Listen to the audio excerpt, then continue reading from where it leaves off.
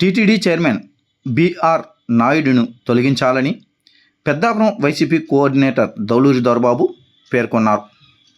ఈ సందర్భంగా పెద్దాపురం సామర్లకోట రోడ్డు నందు గల పాండురంగ ఆలయంలో పెద్దాపురం నియోజకవర్గానికి చెందినటువంటి వైసీపీ కార్యకర్తలు, నాయకులు ప్రత్యేక పూజలు నిర్వహించారు. అనంతరం వైసీపీ కోఆర్డినేటర్ దౌలూరి దొరబాబు దివంగత మాజీ ముఖ్యమంత్రి డాక్టర్ వైఎస్ రాజశేఖర రెడ్డి విగ్రహానికి పూలమాలలు వేసి నివాళులు అర్పించారు. అనంతరం మీడియాతో మాట్లాడుతూ కూటమి నాయకుల యొక్క అరాచకాలపై తీవ్రస్థాయిలో మండిపడ్డారు.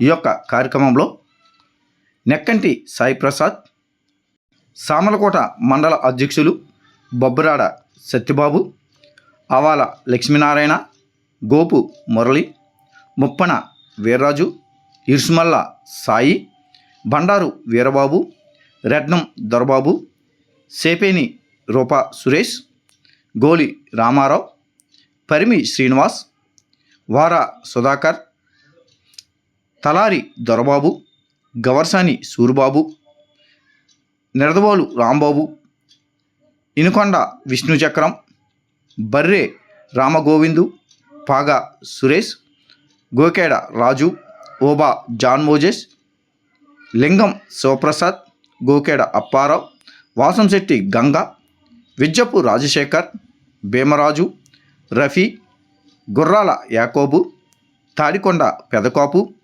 పేరిశెట్టి మృతంజయరావు, మిరియాల లోవరాజుతో పాటు పెద్ద సంఖ్యలో వైసీపీ నాయకులు, కార్యకర్తలు పాల్గొన్నారు.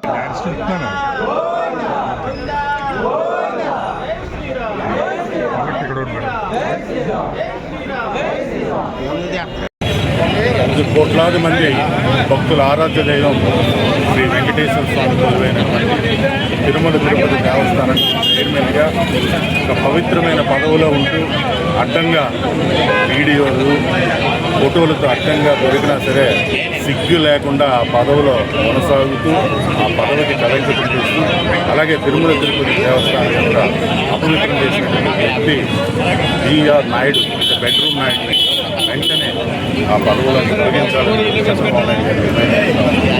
ఈరోజు రాష్ట్రంలో పరిస్థితి చూస్తూ ఉంటే ఈరోజు చంద్రబాబు నాయుడు గారు కళ్ళు చెవులు మూసుకుని ఈరోజు పరిపాలన సాగిస్తూ ఉన్నారు. నిన్న స్పీకర్ పదవిలో ఉన్నటువంటి వ్యక్తి దళితుడిని బహిరంగంగా పుట్టినా సరే ఈరోజు పోలీసులు ఎటువంటి యాక్షన్ తీసుకోవాలనే పరిస్థితి. ఒక ఎంపీ డైరెక్ట్గా డ్రగ్స్ సేవిస్తూ కొరికి ఈరోజు రక్త పరీక్షల్లో కూడా నిర్ధారణ జరిగినా సరే ఒక చిన్న కేసు పెట్టి ఉంటుంది. అలాగే జనసేన ఈరోజు మహిళా ఉద్యోగులపై చేసినా సరే ఎటువంటి వాళ్ళ మీద ఎటువంటి కూడా తీసుకోలేని పరిస్థితి ఈరోజు రాష్ట్రంలో కనిపిస్తూ ఉంది.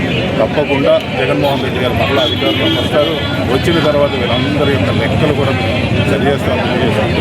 ఆ రోజు లడ్డీలో కూడా కల్తీ లేకపోయినా సరే కల్తీ జరిగిందని చెప్పి అసత్య ఆరోపణలు చేసినప్పుడు కొంతమంది వ్యక్తులు సనాతన ధర్మం అని ప్రతి ఆలయం కూడా ఆ రోజు అడిగినటువంటి పరిస్థితి. ఈరోజు ఆ వ్యక్తి ఎక్కడున్నాడు కూడా ఈరోజు కనపడట్లేదు. ఈరోజు అది కూడా వెంటనే ఈరోజు ఎందుకంటే తిరుమల తిరుపతి దేవస్థానం పవిత్రతని కాపాడే సమయం ఇది. తప్పకుండా బిఆర్ నాయుడిని తప్పకుండా తొలగించాలని ఈరోజు డిమాండ్ చేస్తాము.